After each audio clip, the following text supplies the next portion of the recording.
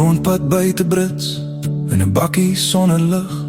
Sit ek en nou boer met die sonsak agter ons rug. Hy kyk na die dorre lande, waar die mielies maar skraal staan. En hy sê, seun, die lewe is meer as net 'n bietjie sweet en traan. Hy haal 'n knipmes uit sy sak en kerf 'n stukkie biltong af. Hy sê, ek is jare lank deur die droogte en die wind gestraf.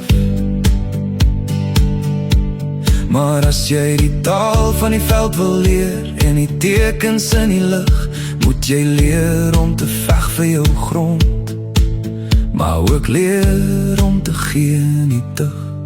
Want jy moet weet wanneer om te plant en weet wanneer om te wag. Weet wanneer om die dam te stoot vir die donderweer se krag. Jy prys nooit die oes terwyl die wolke nog ver lê nie. Daar's tyd vir dankie sê as die skure vol is. Hoor wat ek sê, hoor wat ek sê, hoor wat ek sê. Hy sê die lewe soos 'n veiling, jy moet weet wat 'n ding is werd.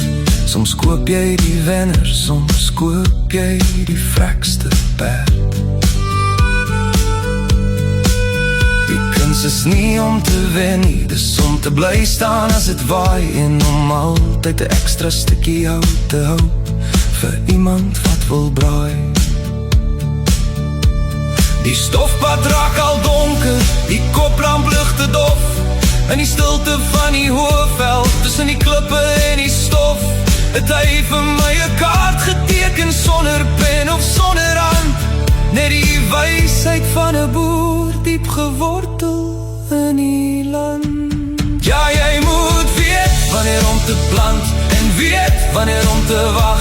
Weet wanneer om die dam te stoot vir die donderweer se krag. Jy prys nooit die oes terwyl die wolke nog ver lê nie. Daar's tyd vir dankie sê as die skure vol is. Hoor wat ek sê, hoor wat ek sê,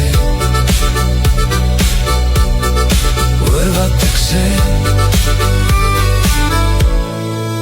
Die ou man het stil geword, sy oë moeg, maar tog so blou. Uit geweet van swaar kry, maar ook hoe om aan geloof vas te hou.